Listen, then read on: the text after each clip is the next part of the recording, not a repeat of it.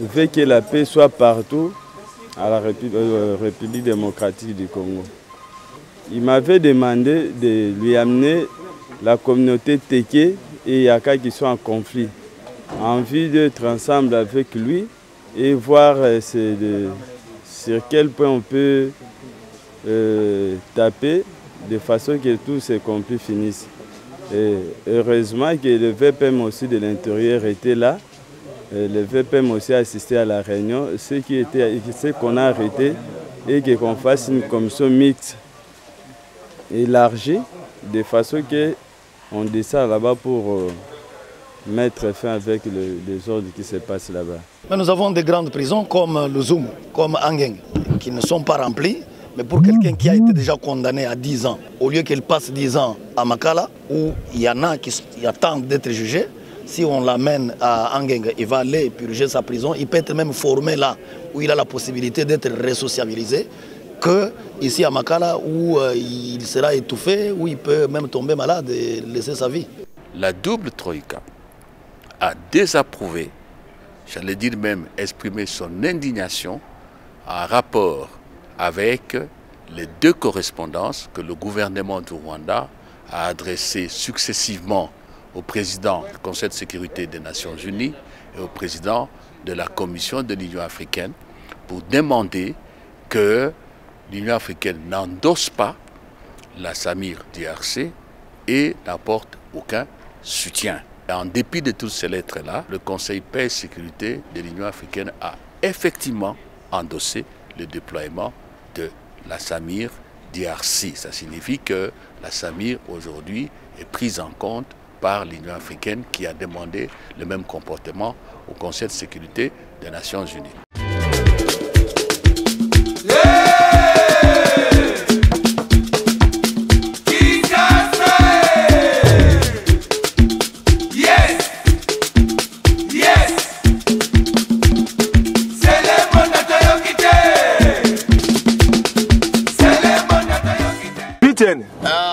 Omeli boni ne sali oboye. Ah, na meli zododo. Omeli zododo putain. Na mela ngo. Omela ngo.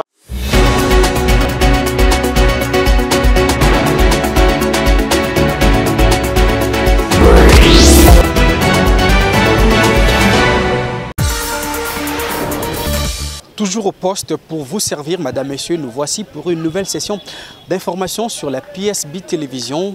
Bonsoir de partout où vous nous rejoignez. Bonne nouvelle pour la République démocratique du Congo. Dans son armée, les forces armées de la RDC ont récupéré plusieurs localités dont Café et Bongi après les affrontements avec les milices Zaïre et Kodeko. Le point avec le lieutenant Jules Ngongo. Et puis, puisqu'on parle sécurité, agression rwandaise en République démocratique du Congo, le front diplomatique amorcé par le président de la République à travers le vice-premier ministre en charge des affaires étrangères porte déjà ses fruits. Nous aurons les détails tout à l'heure avec le ministre Christophe Lutundula. Nous nous rendrons également à la prison centrale de Makala où plusieurs détenus, parmi lesquels un qui a purgé 21 ans sans être jugé. Le premier président de la Cour des cassations s'était personnellement rendu sur place pour s'enquérir de la situation. Bonsoir. Le président sud-soudanais Salva Kiir a séjourné durant 48 heures en terre congolaise. Il a été reçu par le président de la République à la Cité de l'Union africaine où ils ont eu à échanger sur plusieurs questions d'actualité, notamment l'agression rwandaise sur les sols congolais. Retour sur son arrivée le dimanche dernier à travers ces reportages. C'est à 14h54 que les Boeing d'Ethiopian transportant le président sud-soudanais Salva Kiir a foulé la piste de l'aéroport international d'Endjili. Au bas de la passerelle pour l'accueillir, le premier ministre Samalou Koundé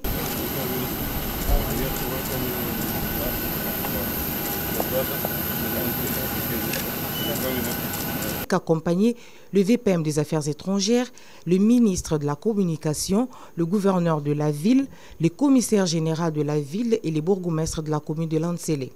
L'actuel président en exercice de l'EAC est certainement venu rencontrer son homologue RD congolais pour évoquer la question sur la situation sécuritaire dans la région de Grand Lac et particulièrement à l'est de la RD Congo.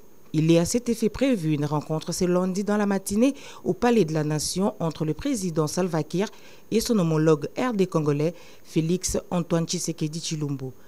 Après un court repos au salon présidentiel, le cortège du premier président du Sud-Soudan indépendant a pris la direction du centre-ville pour rejoindre son lieu de séjour à Kinshasa. Et justement, après leur réunion consultative hier lundi à la Cité de l'Union africaine, le président de la République Félix Antoine Tshisekedi Tshilombo et son homologue sud-soudanais et président en exercice de l'EAC Salva Kiir ont appelé à la relance urgente des processus de paix de Nairobi et de Luanda initiés respectivement par la communauté d'Afrique de l'Est et l'Union africaine, celle issue pour mettre fin à l'agression rwandaise. Prenons le cas de la crise avec le Rwanda, ça n'a rien à voir avec les peuples. Le peuple rwandais ne vient pas envahir la République démocratique du Congo. C'est un régime dirigé par un individu qui est devenu friand de ce genre de crimes. Et c'est ce régime qui attaque et agresse la République démocratique du Congo. Les peuples des deux pays n'ont aucun problème l'un et l'autre. C'est un problème de régime, et le régime, comme vous le savez, il n'est pas éternel. Un jour, tout cela s'arrêtera d'une manière ou d'une autre, et nous retrouverons, je crois, le bonheur de vivre ensemble en tant que voisins. Et c'est ça mon vœu. Pour le moment, il y a un perturbateur, un empêcheur de tourner en rond, mais il n'est pas éternel. Son tour viendra un jour de cesser de jouer comme ça avec la vie des gens. Et bien avant cela, les garants de la nation, Félix Tshisekedi, avait échangé avec une délégation des chefs coutumiers Teke, ressortissant de la province du Mai-Ndombe, et Yaka, ressortissant du Kwango, ainsi que quelques acteurs Mobondo, afin de trouver des solutions aux conflits ethniques qui persistent dans l'ouest du pays. Reportage. Vers un dénouement des conflits entre les Teke et les Aka pour la sécurité et la stabilité dans le Grand Bandundu grâce au sage conseil du président de la République Félix Antoine Tshisekedi Tshilombo. Le chef de l'État a réuni ce jeudi dans la soirée à la Cité de l'Union africaine les chefs traditionnels de ces deux communautés de Mai-Ndombe et du Kwango. Il les a tour à tour entendus sur les différends qui les opposent. Arma Ibanda, chef de délégation, fait le point de cette importante rencontre à laquelle a pris part le vice-premier ministre, ministre de l'Intérieur, Peter Kazadi. Premier citoyen de la République veut que la paix soit partout à la République démocratique du Congo. Il m'avait demandé de lui amener la communauté Teke et Yaka qui sont en conflit, en vue d'être ensemble avec lui et voir sur quel point on peut taper de façon que tous ces conflits finissent. Et heureusement que le VPM aussi de l'Intérieur était là. Le VPM aussi a assisté à la réunion. Ce qu'on a arrêté et qu'on fasse une commission mixte élargie de façon qu'on descend là-bas pour mettre fin avec les ordres qui se passent là-bas. Donc la délégation était composée de chefs coutumiers Yaka et les acteurs de Mobondo ainsi que les chefs de Teke. Lors des échanges, les Yaka ont dit ce qu'ils veulent, les Teke même, et nous avons trouvé des compromis. Et ces compromis nous promettent déjà que les choses vont marcher très bien. Et c'était sur la demande de deux camps. Ils ont dit non, si vous voulez la paix, il faut qu'on fasse une commission. Et cette commission va descendre pour mettre la paix là-bas. Et c'est comme ça que nous espérons, nous avons la foi, comme il y a déjà l'attente de deux communautés, que cette fois-ci, les choses vont très bien se passer. Au plus tard, lundi prochain, la commission mixte sera mise en place conformément aux recommandations du chef de l'État, a renchéri le chef coutumier Ibanda. Et puis, le week-end dernier, le président de la République, Félix Antoine Tshisekedi Tshilombo, s'était rendu à Lusaka, en Zambie, où il a pris part au sommet extraordinaire de la SADC qui a évalué la mission déployée sur le sol congolais. À l'issue de ces assises, la SADC a dénoncé les manœuvres du Rwanda visant justement à saper les efforts de cette mission. Il ne ménage aucun effort pour rétablir la paix à l'est de la République démocratique du Congo. Félix Antoine Tshisekedi, président de la RDC, est arrivé en début de matinée à Lusaka en Zambie pour prendre part au sommet extraordinaire de la Troïka de la SADC et des pays contributeurs des troupes à la mission de la SADC au Congo-Kinshasa.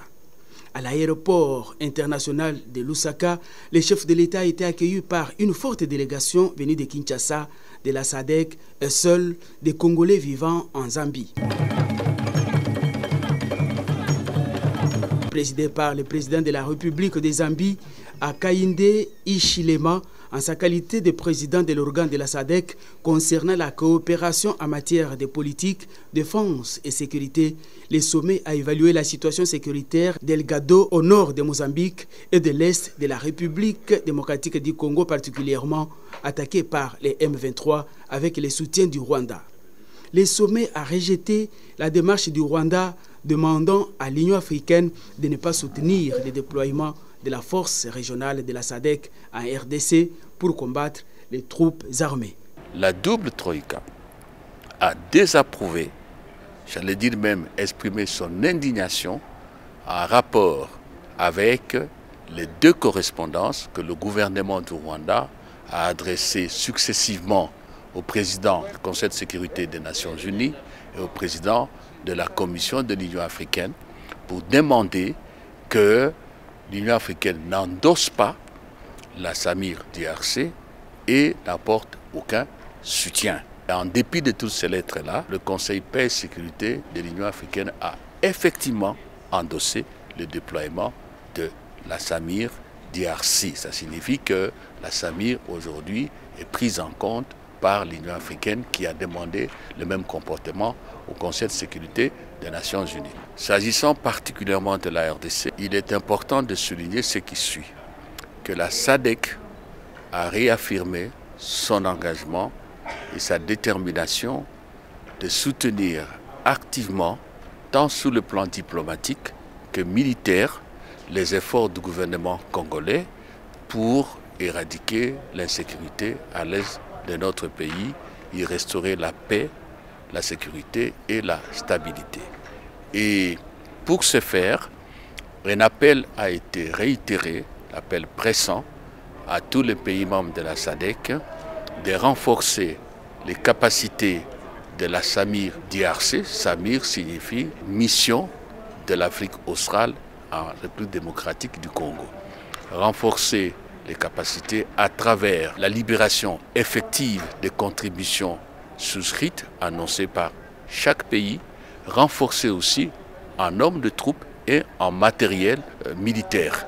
Dans leur discours de circonstances, le président Hakainde et le secrétaire exécutif de la SADC, Elias Mpedi Magossi, ont appelé à la mutualisation des efforts pour rétablir la paix dans la partie est de la RDC, tout en réitérant l'engagement du pays contributeur de la SAMI RDC à doubler les efforts. Restons à la cité de l'Union africaine, cette fois-ci dans un autre chapitre, afin de faciliter et sécuriser l'accès aux visiteurs à la présidence de la République. L'Agence nationale pour le développement du numérique a mis en place 2 applications qui s'inscrivent dans le cadre de la politique nationale du numérique.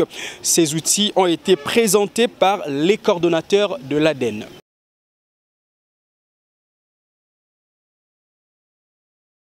Numériser toutes les structures de la République, tels et les souhaits du président de la République Félix Antoine Tshisekedi Tshilombo.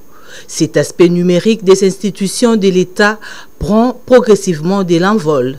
Ce fut le cas pour les services de la présidence de la République qui, désormais, dispose de 2 applications numériques sur la gestion électronique des visites et la gestion électronique des réunions. Au regard de l'importance de ces grands projets, le lancement officiel de la première phase du plan national du numérique sur ces 2 applications par un service spécialisé de la présidence de la République, l'Agence pour le développement du numérique, ADN, a eu lieu ce vendredi dans la salle de congrès du Palais de la Nation. Objectif: donner solution aux problèmes d'accès des visiteurs au Palais de la Nation pour une sécurité assurée de ces sites présidentiels et aussi aux problèmes de saturation des salles de réunion. Mais je pense que c'est à nous, les ressources humaines, au service de ADN, de pouvoir sensibiliser les gens, les informer et leur montrer surtout le bien fondé de chaque action que nous mettons en place et surtout pour leur bien. La simulation du dit projet par les différents points focaux et chefs des services concernés qui ont pris part à cette session était d'une grande importance pour les usagers de ces 2 applications. Donc c'est une importance capitale aujourd'hui que nous puissions ouvrir cette page de l'histoire où la RDC, par les institutions plus haut sommet, se numérise complètement et arrive à travailler de manière plus performante, plus encadrée grâce à des outils performants. Faisant d'une pierre 2 coups, l'Agence pour le développement du numérique, à travers son coordonnateur Mugisha, a présidé ce même vendredi la cérémonie de signature d'un protocole d'accord entre start-up congolaise Motema et l'entreprise Chaos Technologies pour l'implantation d'une usine de fabrication de téléphones portables. Et jusque-là, ce que nous faisons, c'est la production des tablettes. Et aujourd'hui, avec notre partenaire KUS, ça sera maintenant pour la production des téléphones qui sont de Future Phone. Ces grands travaux abattus par l'ADN s'inscrivent dans la vision du président de la République qui ne jure que sur l'expansion du numérique au sein de l'administration publique de la RDC. Parlons agression rwandaise, outre le front militaire, le front diplomatique aussi porte déjà ses fruits, ces fronts qui a été amorcé par le vice-premier ministre, ministre des Affaires étrangères Christophe Lutundula, sous la conduite du président de la République. Cette affirmation est bien sûr du VPM à travers un briefing presse qui a été tenu hier dans la soirée, conjointement avec le ministre de la Communication et des Médias, Patrick Mouyaya. Conjointement avec la RDC, saisissent le Conseil de sécurité des Nations Unies pour dire voilà, nous avons besoin de ça, ça, ça, ça. Vous voyez dans quelle mesure on peut travailler ensemble. Nous devrions également obtenir que la Commission de l'Union africaine exécute les injonctions qui ont été données, les instructions données par le Conseil paix et sécurité. Donc, à Lusaka, la double troïka a dans sa déclaration d'abord désapprouvé fermement ces 2 correspondances du gouvernement rwandais qui tendaient à obtenir que l'Union africaine n'endosse pas la SAMI DRC. C'est rejeté.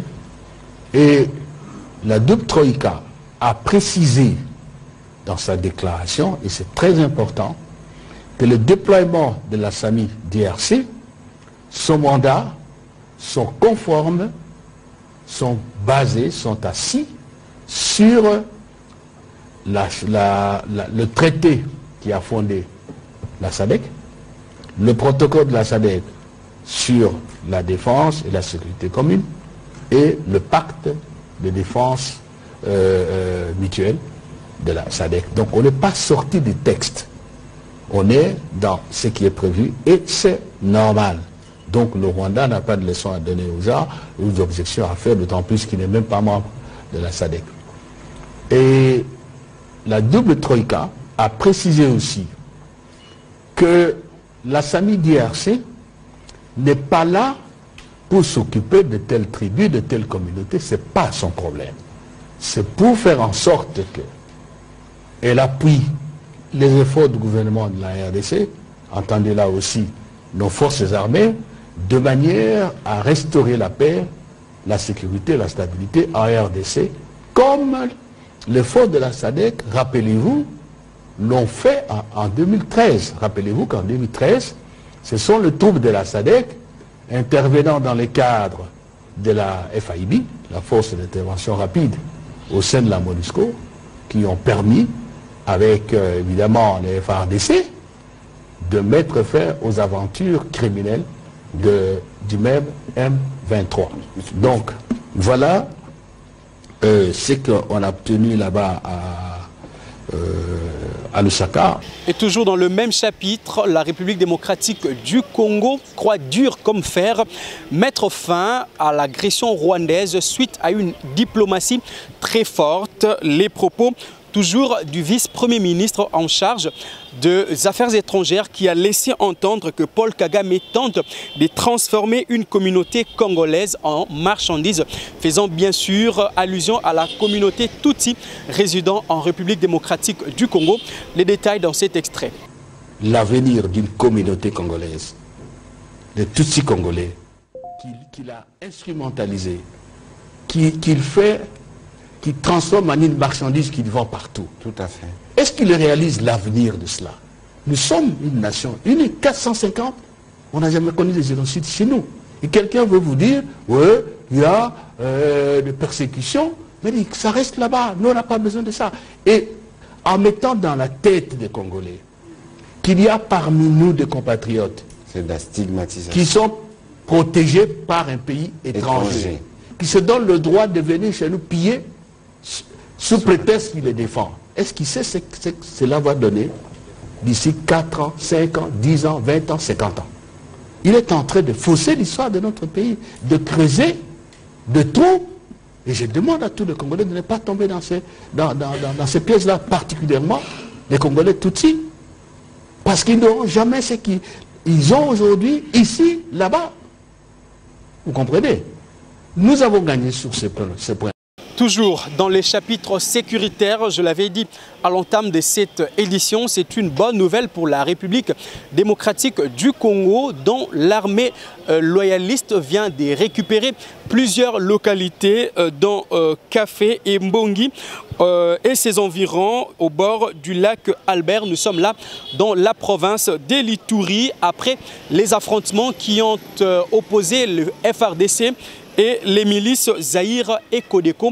Le point avec le lieutenant Jules Ngongo, le porte-parole des FARDC. Les forces armées de la République démocratique du Congo, en Ituri, sous le commandement du lieutenant-général Lubo Yanka Chamadjoni, contrôlent totalement les localités de Kafé, Mbongi, Nyamamba et ses environs à l'issue des opérations qui ont été lancées tolérance zéro contre les groupes armés qui s'affrontent dans cette partie de la République au bord du lac Albert. Ces milices d'identité communautaire qui insécurisaient cette partie de la République, d'une part le Zaïre, d'autre part les Kodeko, tous ont pris la poudre de scampette devant le rouleau compresseur de forces armées. Pour le moment, les forces armées contrôlent et continuent à ratisser tout au long du lac Albert pour imposer l'autorité de l'État et restaurer la paix au bord du lac Albert. À la population, au nom du gouverneur militaire et commandant des opérations, nous appelons la population à faire confiance à son armée et à se désolidariser de toutes formes et de toutes milices à l'identité communautaire. Car aucune milice ici d'une communauté peut prétendre de protéger sa communauté et peut prétendre protéger la population qui habite dans sa communauté. Que c'est l'armée qui peut protéger sa population et défendre jusqu'au sacrifice suprême. Au nom du commandant des opérations et gouverneur militaire, nous encourageons tous les éléments de forces armées de continuer à mener à bien ces opérations baptisées Tolérance zéro au bord du lac Albert. Tous les détenteurs illégaux d'armes seront poursuivis, traqués, chassés jusqu'à leur neutralisation finale. Et voilà l'objectif ultime que nous nous sommes assignés parce qu'aucune zone en province de l'Ituri peut constituer les terrains des affrontements à notre présence. Nous allons les détruire méchamment. Parlons justice à présent. Incroyable mais vrai. Un détenu a passé plus de 21 ans dans la prison centrale de Makala sans être jugé ni encore être entendu. Le constat a été fait par le premier président de la Cour de cassation qui s'était personnellement rendu sur place. C'est un reportage de Aristote Ndombele. À la prison centrale de Makala. Construite depuis 1957 pour accueillir 1700 détenus, le centre pénitentiaire de Makala en comptant ses jours près de 15 000. Son effectif ne fait que s'accroître pour mettre sur pied une politique de désengorgement rapide de cette prison. Le premier président de la Cour de cassation, le professeur Ndombaka Béa Eli Léon, a effectué ce lundi 25 mars dernier une descente sur place pour se rendre compte des réalités carcérales. Le numéro 1 de la Cour de cassation s'est fait accompagner des deux premiers présidents de cours d'appel de Gombe et de Matete, ainsi que de tous les présidents des juridictions sous sa tutelle, des magistrats, greffiers et autres auxiliaires de justice. La prison a été construite pour 1500 personnes.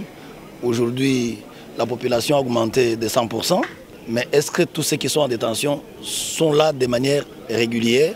Je suis venu pour voir ceux qui sont là de manière irrégulière, comment les mettre en liberté et vérifier aussi ceux qui ont été déjà condamnés peuvent aller purger leur peine dans d'autres prisons comme à Luzumu, comme à Angenge, ailleurs, où il a la possibilité d'être resociabilisé. Le premier président Ndombaka Béa Eli Léon a pris connaissance des dossiers de certains détenus, dont un cas de plus de 20 ans sans connaître son verdict. Des autres prisonniers ayant purgé plus de 20 ans sans jugement ont profité de l'occasion pour lui exposer leurs problèmes. Des instructions précises ont été données pour décompter des situations similaires. Il est à souligner que ce désengorgement se fera dans le respect le plus strict des procédures judiciaires, gare aux détracteurs et aux esprits mal intentionnés qui voudront profiter de la situation pour faire fuir des détenus dont la culpabilité et la peine sont bel et bien établies par la loi. Parlons politique. À présent, le président de la Chambre basse du Parlement, Christophe Mbosso, sous sa casquette de président du cartel AACRD, et le professeur Willy Makiashi, allais-je dire, secrétaire général et chef du parti Lumumbiste Unifié, ainsi que d'autres personnalités politiques ont été reçues par Augustin Kabouya, toujours dans sa fonction d'informateur. Que c'est la deuxième fois que nous nous rencontrons avec l'informateur. L'informateur a une mission et il continue sa mission. Aujourd'hui, c'était notre tour de venir pour la deuxième fois confirmer ce que nous lui avons dit la première fois en présence de tous les chefs de regroupement qui forment notre plateforme AACRD. Voici les 3 chefs de regroupement et nous avons de nombre important de députés et bien nous sommes venus confirmer. Nous avons déposé nos documents à l'informateur. Nous rentrons aussi nous préparer conformément aux instructions que nous venons d'avoir auprès de l'informateur. Cette mission se poursuit. Le chef de l'État a dit qu'il doit poursuivre la mission jusqu'à la fin. Ça se passe très bien. Il mène sa mission très bien. Pourquoi je dis très bien? Il consulte tout le monde, tous les partis politiques. Tous les partis politiques de ce pays. Il les consulte. Il ne tient pas compte des grands ou des petits. En tout cas, il consulte tout le monde. Et il les fait très bien. Ça, nous devons le dire. Vous saviez, dans les temps, on nommait d'informateurs, mais il y avait beaucoup d'agitation. Mais cette fois-ci, il y a du calme. Vous saviez, dans les temps, on nommait d'informateurs, mais il y avait beaucoup d'agitation. Mais cette fois-ci, il y a du calme. Parce qu'on a confiance au secrétaire général de l'IDPS qui est nommé informateur. Donc, on lui fait pleinement confiance. Moi-même aussi. Et tous les responsables des partis politiques de notre pays. Il a toute notre confiance. Un peu plus tôt, c'était au tour de Modeste Bati Lukwebo, président national de l'AFDC et allié, qui était aussi reçu par Augustin Kabouya. Au sortir de cette audience, le président du Sénat a laissé entendre que le travail de l'informateur se fait de manière tout à fait convenable. D'abord d'identifier la majorité, mais aussi de formuler des propositions pour la composition du gouvernement. À l'étape d'aujourd'hui, nous avons pris bonne note des critères quant à la participation du gouvernement. Nous attendons que tout cela soit concrétisé. Et nous remarquons que le travail se fait convenablement et qu'il avance très bien. Notre souhait, c'est que, effectivement, le plus rapidement possible, le pays soit doté d'un nouveau gouvernement. Et nous, en tant qu'AFDC et alliés, comme vous le savez, nous sommes l'une des grandes forces politiques de ce pays, avec 76 députés provinciaux et 30 députés nationaux. Donc ça fait 106 députés. Donc nous sommes une force sur laquelle le chef de l'État ainsi que le peuple congolais peuvent compter pour redresser la situation sécuritaire, économique et sociale dans notre pays. Bien, je dois apprécier le travail qui a été fait. En peu de temps, il a pu remplir sa mission. Bon, moi-même aussi, je l'avais fait avant 30 jours. Je pense que le choix du chef de l'État a toujours été un bon choix. Tour de province à présent. Dans peu de temps, la direction des recettes du Lualaba aura son propre bâtiment initié par la gouverneure Fifi Masuka Saini sous l'impulsion du président Félix Antoine Tshisekedi. Sur place, les travaux évoluent à pas de géant et il ne reste que la finition. C'est un constat qui a été fait par nos reporters sur place. C'est un bâtiment intelligent de 4 niveaux plus rez-de-chaussée qui est sorti de terre dans la ville de Kolwezi. Il est destiné à servir de siège de la direction provinciale des recettes du Lualaba, Derlo. Les travaux ont atteint la dernière phase. Les ouvriers procèdent à la mise de la peinture, des installations électriques et la pose des climatiseurs. D'autres font déjà le crépissage et la plomberie. Les travaux se font de jour comme de nuit afin de mettre à la disposition du gouvernement lualabais dans le délai cet immeuble moderne qui fera la fierté de la province cobaltifère. La régie financière provinciale du Lualaba évolue actuellement dans les locaux de location, ce qui pèse énormément au trésor de la province. En initiant ce projet, l'honorable Marie-Thérèse Masuka Saini a résolu de mettre le personnel de ce service générateur des recettes d'un cadre moderne pouvant leur permettre de donner le meilleur d'eux-mêmes pour le bien de tous. Pendant ces temps, à Kinshasa, les députés provinciaux s'accordent de regarder dans la même direction afin de doter à la capitale congolaise les institutions dignes, en commençant par les gouverneurs qui va mettre en place une politique de développement intégral de la capitale. Le point avec les députés nationaux Jésus Noël Cheke. L'objectif poursuivi, c'est à l'unisson de tous les députés provinciaux de Kinshasa, ensemble, de pouvoir mettre en place cette dynamique qui permet de faire un constat aussi bien de la voirie, de la salubrité, de la sécurité et de tous les maux qui rongent nos 24 communes. L'objectif étant de parler d'une même voix, la voix de tous les élus de Kinshasa, pour que nous puissions arriver à mettre en place un cahier des charges qui va constituer la Bible des urgences du prochain gouverneur ou du prochain gouvernement provincial. Parce que nous voulons faire les choses autrement, au-delà de nos partis politiques, au-delà de nos familles politiques, au-delà de nos appartenances tribales, au-delà des communes qui nous ont élus respectivement, chacun dans sa circonscription, aujourd'hui les députés de Kinshasa ont décidé plus que jamais de parler d'une même voix pour trouver des solutions de manière collective à tous les problèmes qui se posent à Kinshasa. Donc le gouverneur qui viendra trouvera la voie déjà balisée, trouvera les élus debout, attendant son arrivée pour l'accompagner à trouver des solutions pour les Kinoises et Kinois qui nous ont élus. Il est important désormais que nous puissions gérer pour Kinshasa et rien que pour Kinshasa.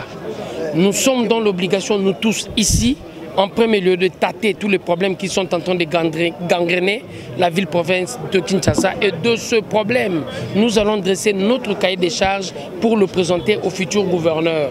Et je crois déjà, au moment où nous sommes en train de circuler, les candidats gouverneurs sont en train de comprendre qu'il est important pour eux, désormais, de ce partenariat que nous sommes en train de créer avec nos électeurs, qu'eux aussi puissent établir ces partenariats avec nous, représentants de ces électeurs, pour que Kinshasa puisse réellement vivre une nouvelle robe. Voilà, c'en est fini pour ce soir, mais avant de nous quitter, voici le rappel de titre. C'est une bonne nouvelle pour la République démocratique du Congo, dont l'armée régulière vient de récupérer quelques localités dans la province de l'Ituri. Nous avons fait le point avec le lieutenant Jules Ngongo, porte-parole de l'armée dans la région. Et puis, agression rwandaise à la RDC, le front diplomatique amorcé par le vice-premier ministre en charge des affaires étrangères sur la conduite du président Félix Tshisekedi porte déjà ses fruits. Cette affirmation est de Christophe Lutundula, vous l'avez suivi à travers un briefing qui s'est tenu hier dans la soirée. Et puis, incroyable mais vrai, un homme a passé 21 ans dans la prison centrale de Makala sans être jugé ni encore entendu. Le constat a été fait par le premier président de la Cour de cassation qui s'était rendu sur place. Voilà, c'est ainsi que prend fin cette session d'information. Merci à vous tous qui nous avez suivis. N'oubliez pas de liker, de commenter et de partager cette vidéo. Surtout de vous abonner si vous ne l'avez pas encore fait. Surtout, restez-nous fidèles pour d'autres informations.